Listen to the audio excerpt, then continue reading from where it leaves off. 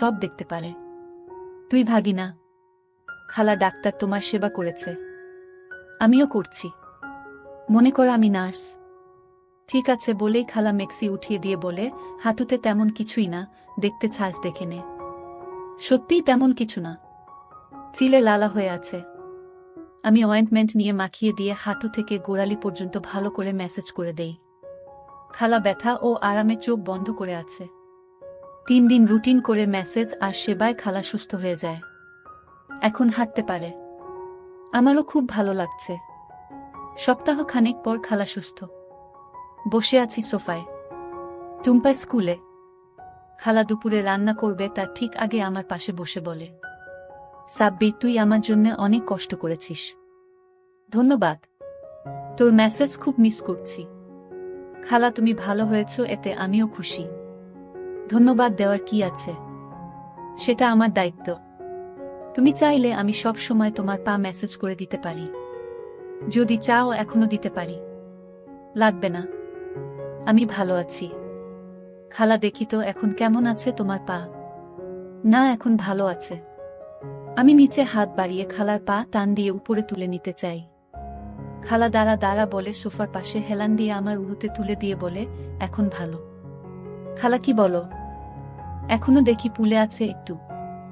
আমি হাত দিয়ে একটু একটু টিপে দিয়ে বলি, সারেনি এখনো। পায়ের আঙ্গুল টেনে দেই আর ভালো করে মেসেজ করি। খালা বলে দিবি যখন জেল লাগিয়ে দেয়। আমি উঠে গিয়ে জেলের টিউবটা এনে জেল লাগিয়ে মেসেজ করে দিয়ে কিছু মনে না করেই বলি, পিচ্ছিল জেল দিয়ে মেসেজ করতে ভালোই লাগে। খালা আর চোখে আমার দিকে চেয়ে বলে, তাই? তোরে বিয়ে দিলে বউয়ের শরীরে পিচ্ছিল জেল দিয়ে মেসেজ করিস? তা তো করবই খালা, এত সুন্দর পা যদি হয় তাহলে সব সময় করব। তাহলে এখন তুই টোলের সাথে সাথে আমার পায়ের মতো পাটাও তোর চাই নাকি? খালা আমি তোমার সব কিছুর মতোই চাই। তোমার সব কিছুই আমার ভালো লাগে। আমি তোর খালা না হলে হয়তো তুই বলতে যে আমি তোমাকেই চাই, তাই না? হয়তোবা তাই বলতাম। তুমি সত্যিই খুব সুন্দর। Every young man can dream.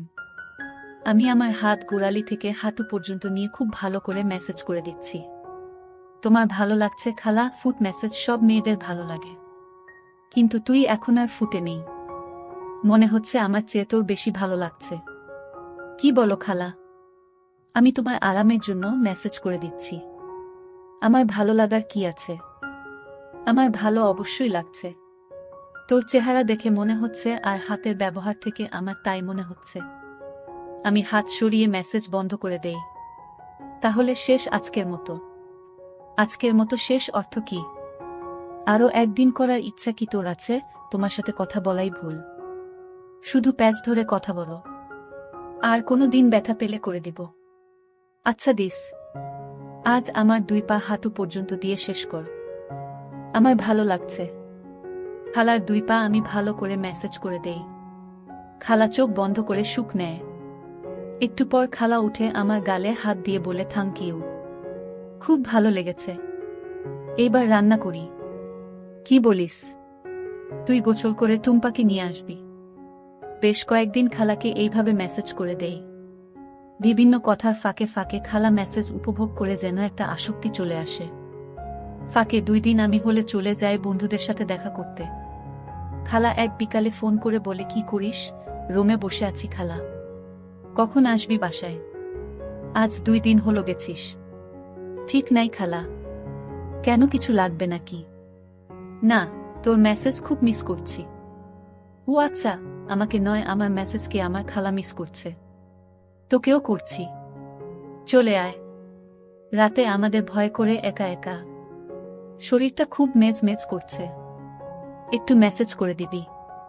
খালা আমি তো তোমার পা মেসেজ করি, এতে শরীর মেজ মেজ কমবে না। শরীর মেজ মেজ করলে ঘাড় মেসেজ করতে হয়। পা মেসেজ করে দিলেই শরীর ঠিক হয়ে যাবে। চলে আয়। আমি সাহস করে বলে দিলাম, কিছু চিন্তা না করেই। ঘাড় মেসেজ করতে চাইলে আসতে পারি।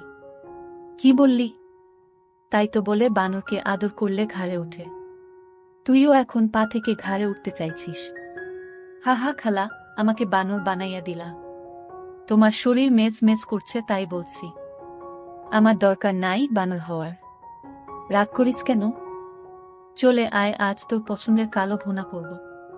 তুই না থাকলে টুম্পারও খারাপ লাগে। বন্ধুদের সাথে কিছুক্ষণ আড্ডা মেরে সন্ধ্যায় পৌঁছে যাব।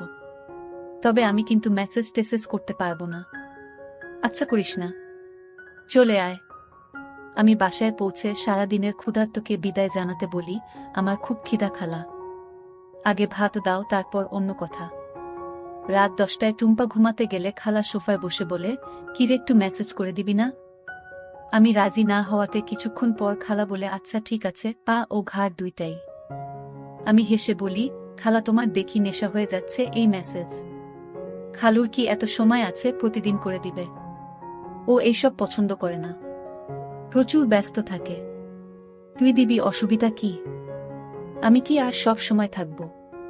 ঠিক আছে আজ, বলে খালার পা আমার উরুর উপরে তুলে মেসেজ করি। জেল শেষ তাই খালা বলে, নারিকেল তৈল আছে তাই দিয়ে।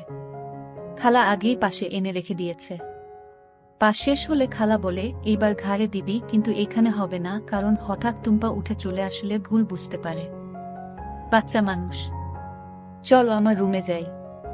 খালা আমি তোমার বেডরুমে কখনো যাই নাই। আমি যেতেও চাই না।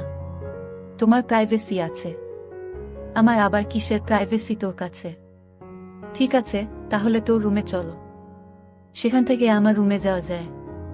টুম্পা উঠলে আমি রুমে চলে যাব।